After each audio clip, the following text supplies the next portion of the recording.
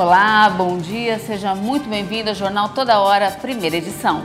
Você confere agora o que foi destaque nesta semana no Brasil e no mundo. A partir de segunda-feira, os contribuintes vão poder fazer a declaração do Imposto de Renda 2022. A expectativa da Receita Federal é que mais de 34 milhões de brasileiros entreguem os dados à União. Neste ano, o período disponibilizado para o envio da declaração de imposto de renda vai ser menor que nos últimos 2 anos. O prazo máximo de entrega é dia 29 de abril. Entre as novidades para este ano está o acesso à declaração pré-preenchida em todas as plataformas. Antes, o serviço só era disponibilizado no portal ECAC. A restituição e o pagamento de imposto também vão poder ser feitos via Pix para as chaves iguais ao CPF do titular. Devem declarar os contribuintes que receberam em 2021 rendimentos tributáveis superiores a R$ 28.559 ou rendimento isento, não tributável ou tributado exclusivamente na fonte acima de R$ 40 mil. Se na atividade rural possuírem receita acima de R$ 142 mil e possuírem bens ou direitos acima de R$ 300 mil. A declaração pode ser feita pelo computador, no programa gerador ou em dispositivos móveis como smartphones e tablets no aplicativo Meu Imposto de Renda, disponível para Android e iOS. O atendimento presencial nas agências do INSS, sem necessidade de agendamento prévio, está sendo retomado gradualmente a partir deste mês. Suspenso em 2020 em razão da pandemia do novo coronavírus, o atendimento presencial nas agências do INSS começou a ser retomado ainda no final de 2020, mas somente mediante agendamento prévio. Com a portaria, além dos pedidos já agendados, as agências do INSS retomam também o chamado atendimento espontâneo, realizado na triagem, no autoatendimento orientado ou em guichê específico para informação ou orientação, sem necessidade de prévio agendamento. O retorno será feito de maneira gradual para evitar filas externas ou aglomerações no interior das agências. Além disso, volta a ser emitida a senha para acesso à plataforma gov.br, entre outros serviços. Em todos os casos, deve ser observada a prioridade de atendimento prevista em lei, garantida ao idoso maior de 80 anos de idade. A portaria orienta ainda que nos casos classificados como de atendimento simplificado, de baixa complexidade e atendimento específico de alta complexidade, deverá ser feito agendamento do serviço por meio da Central 135 ou na própria agência. A Agência Nacional de Energia Elétrica informou que este mês as contas de luz para beneficiários da tarifa social continuam com bandeira verde. Já os outros consumidores continuarão a pagar o acréscimo da bandeira de escassez hídrica. A cada 100 kWh consumidos, serão acrescentados R$ 14,20 ao valor final da conta de luz. São beneficiários da tarifa social as famílias de baixa renda inscritas no Cadastro Único ou que tenham entre seus membros pessoas que recebam o benefício de prestação continuada. O governo federal informou que cerca de 24 milhões de famílias estão nessas condições.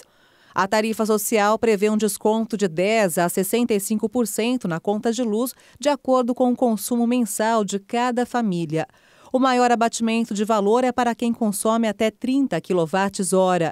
De 31 a 100 kWh, o desconto é de 40%. E de 10% para quem utiliza de 101 a 220 kWh de energia. Esses beneficiários também pagam os adicionais previstos nas bandeiras tarifárias, exceto a bandeira crise hídrica. A taxa com acréscimo é divulgada mensalmente. As tarifas sociais seguem os mesmos percentuais de descontos estabelecidos por faixa de consumo. Moradores de áreas não conectadas ao Sistema Interligado Nacional não pagam bandeira tarifária. Esse é o caso dos consumidores que vivem no estado de Roraima. O Ministério de Minas e Energia informou que a tarifa extra segue até o próximo mês, mas que a expectativa é de que o quadro não se repita em 2022. O ministro Bento Albuquerque afirmou que a expectativa do governo é de que no fim do período úmido, que acontece entre março e abril, o cenário esteja melhor. E essa guerra entre a Rússia e a Ucrânia, que já dura mais de uma semana, pode impactar no amendoim brasileiro. Os dois países respondem por quase metade das vendas do alimento para o exterior e as cargas estão paradas. A guerra preocupa os produtores de amendoim que vendem para o mercado externo. Os conflitos começaram a impactar as exportações do amendoim brasileiro, que seria vendido para a Rússia e para a Ucrânia. Os dois países do leste europeu são os destinos de quase metade deste produto brasileiro exportado. No ano passado, o negócio gerou às empresas daqui cerca de 344 milhões de dólares. Segundo o Ministério da Agricultura, os russos pagaram por 37,6% desse valor e a Ucrânia por 8,71%. Com os conflitos, os militares da Ucrânia fecharam seus portos logo após a invasão russa. Já as empresas de transporte marítimo estão suspendendo temporariamente o deslocamento de contêineres para a Rússia, após as sanções ocidentais impostas a Moscou. No Brasil, a maior parte do amendoim sai pelo Porto de Santos, no litoral paulista, e uma pequena fatia por Paranaguá, no Paraná. O comércio se concentra no Sudeste, já que o estado de São Paulo produz cerca de 93% das 700 mil toneladas de amendoim colhidas no ano pelo país.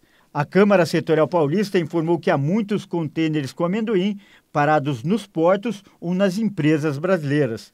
O Brasil é o quinto maior exportador de amendoim, atrás da Índia, Estados Unidos, Argentina e China. E ainda falando sobre a guerra, as redes sociais passaram a ser uma arma importante para a Ucrânia. A internet ocupa um dos lugares mais estratégicos de Volodymyr Zelensky para tentar segurar as tropas russas que marcham em solo ucraniano. Vamos conferir na reportagem.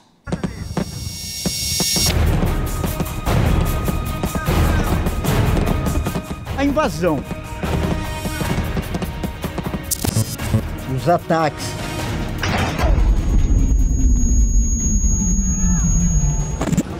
a destruição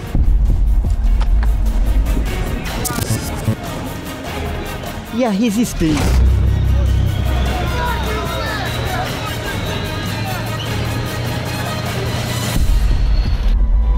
Todas essas imagens foram feitas com celulares por cidadãos ucranianos e rodaram o mundo. As redes sociais viraram um campo de batalha paralelo na guerra da Ucrânia. Nunca na história um conflito teve tanta influência da internet.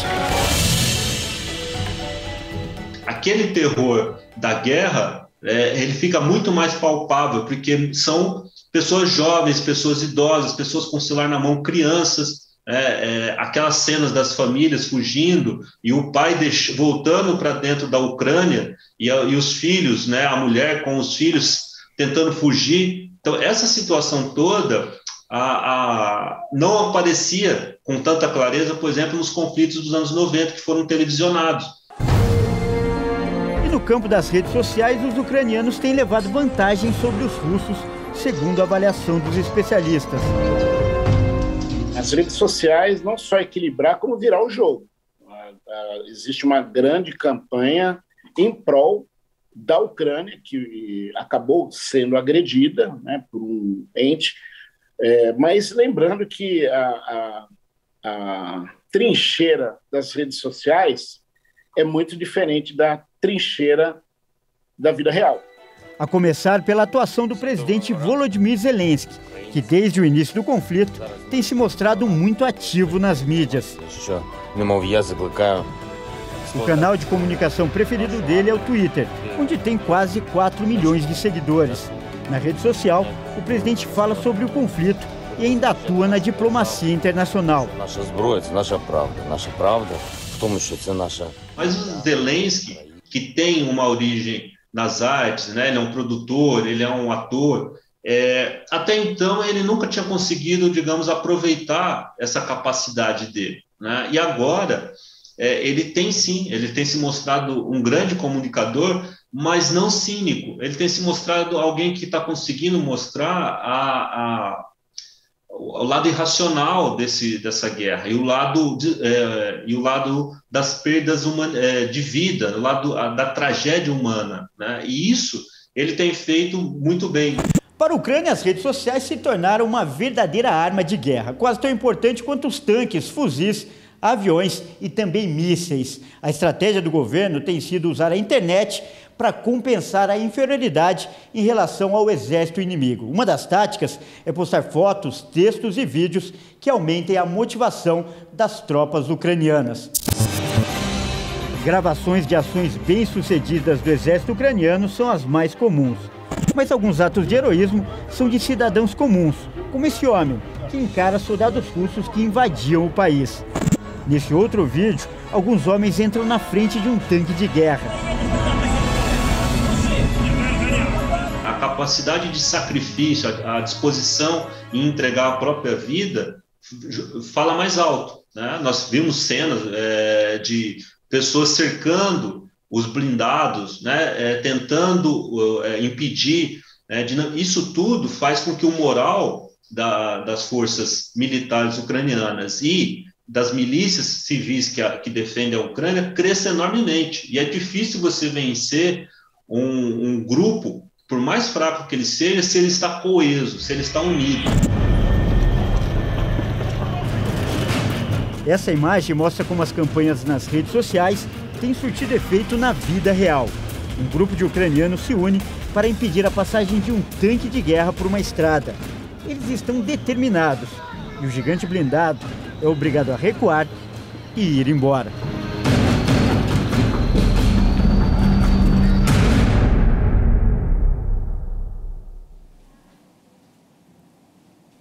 E agora a gente vai falar sobre um assunto que afeta muita gente. Ter uma boa noite de sono fica ainda mais difícil à medida em que a gente envelhece. Um estudo realizado por cientistas norte-americanos apontou a causa e as novas maneiras de tratar esse problema. Vamos conferir. Preocupações, contas a pagar, estresse. A razão por trás de desenvolvermos dificuldades para dormir conforme envelhecemos permanece incompreendida por muitos. Em alguns casos, a falta de sono pode estar relacionada a problemas de saúde, como pressão alta, diabetes e depressão, onde a insônia é tratada com medicamentos conhecidos como hipnóticos. Em busca de respostas mais concretas, cientistas norte-americanos identificaram como circuitos cerebrais responsáveis por regular o sono desgastam ao longo do tempo em camundongos. No estudo foram identificados as hipocretinas, substâncias químicas importantes do cérebro com papel fundamental na estabilização do sono. Segundo os especialistas, a degradação das hipocretinas causa excesso de sono durante o dia, fazendo com que as pessoas durmam de forma fragmentada, tendo dificuldades para dormir à noite. Com isso, novos tratamentos para manter o bom funcionamento dessa substância serão estudados pela medicina e prometem ter resultados satisfatórios. E veja a seguir, correntes de oração dentro e fora da Ucrânia levam esperança a quem sofre com os efeitos da guerra. Em instantes, até já!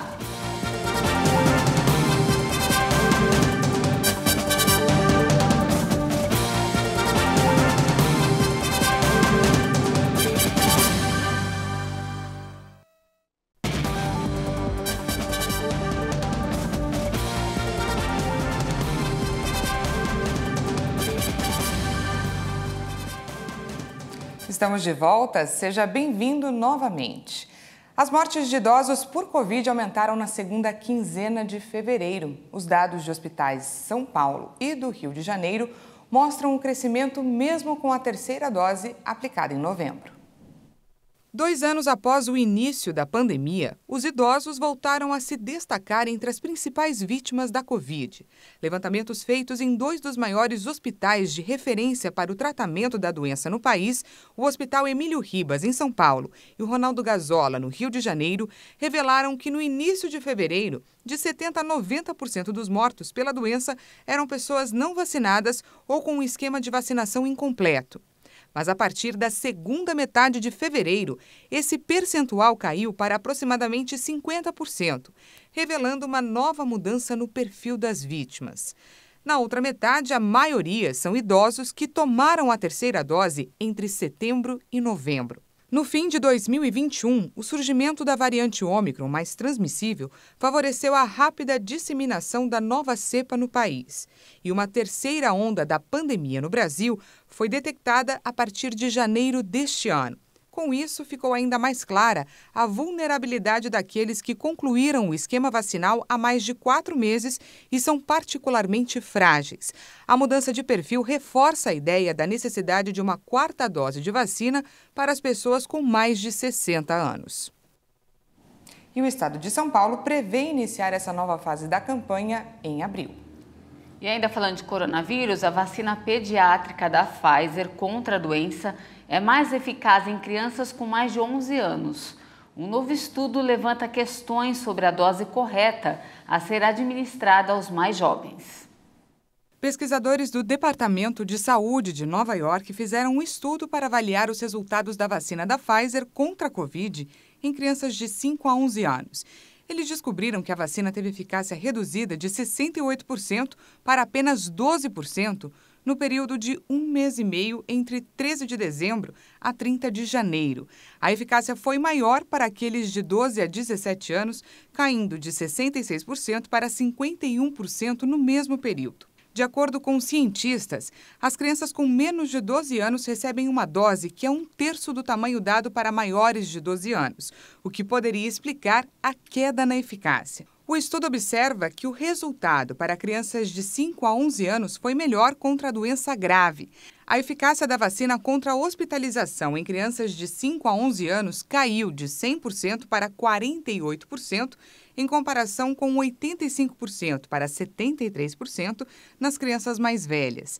Segundo os pesquisadores, esses resultados destacam a necessidade de estudar a dosagem alternativa de vacinas para as crianças e a importância contínua das proteções em camadas, incluindo o uso de máscaras para prevenir infecções e transmissão.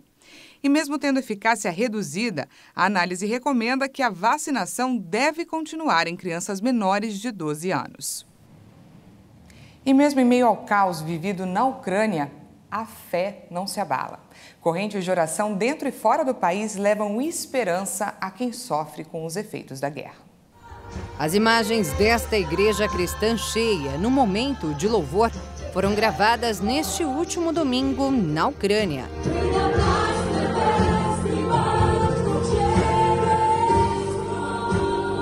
No país em guerra, esses ucranianos permanecem firmes na fé e encontram paz, mesmo em meio aos bombardeios que atingem várias cidades. Os irmãos deram exemplo, foram para a igreja, abriram o coração, oraram. Eu acho que a fé vai ganhar essa batalha lá. De Buenos Aires, na Argentina, o missionário R.R. Soares incentiva a corrente de oração que o próprio povo ucraniano iniciou nos primeiros minutos de guerra. Enquanto o solo ucraniano sofria ataques da Rússia, debaixo da terra, a população vencia a aflição por meio da fé. Acabei de receber esse vídeo que os irmãos lá pegaram em Kiev, Ucrânia, onde está havendo a guerra, eles no metrô louvando a Deus. Eu faço a minha parte aqui, começo orando dizendo: Pai, eu uno a minha fé com a fé dessa pessoa que está assistindo agora e que vai se emocionar vendo os irmãos sem medo dentro do metrô, louvando a Deus, porque só o Senhor pode abençoar. Da Igreja Internacional da Graça de Deus na Romênia, o pastor Hilton Santos também faz a parte dele. A gente montou na igreja uma força-tarefa de oração em favor do povo ucraniano e levantamos e incentivamos os nossos membros a ajudarmos e fazermos doações. E os membros estão fazendo isso, levando doações de alimento, de tudo que é possível. E, inclusive, oferecendo suas casas para receber pessoas que estão fugindo, até porque nós estamos no inverno. Hoje, por exemplo, aqui está nevando. Então, nós estamos no inverno rigoroso. Então, todo esse tipo de ajuda que nós podemos oferecer como igreja e como cristãos estamos oferecendo. A Romênia é um dos países que fazem fronteira com a Ucrânia e é para onde muitos cidadãos daquele país e estrangeiros têm fugido. Está sendo, no momento, a rota mais facilitada, porque o governo romeno abriu as fronteiras para receberem os refugiados. Óbvio que está tendo toda aquela triagem de documento e tal, mas está facilitando bastante. O pastor Hilton conta que é o próprio governo que coordena todas as doações que chegam até lá. E nas fronteiras, milhares de mãos se estendem para ajudar todos aqueles que tentam seguir em frente. Mas ele explica que para isso é preciso muito mais do que ajuda material. O mais importante é o apoio espiritual. O poder da oração é a única coisa capaz de deter esse conflito nesse exato momento.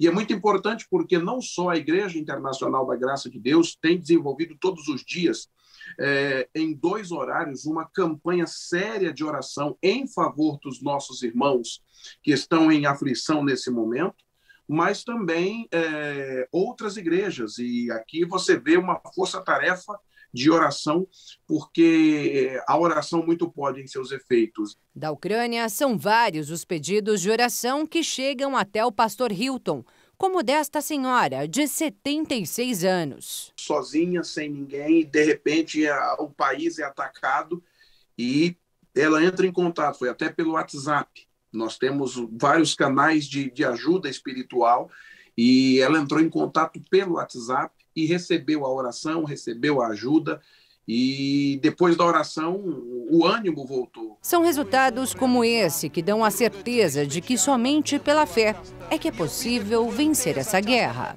Ore comigo por eles, veja esse testemunho, compartilhe com outros e vamos fazer nosso povo. Haja o que houver, nós somos de Deus e vamos vencer.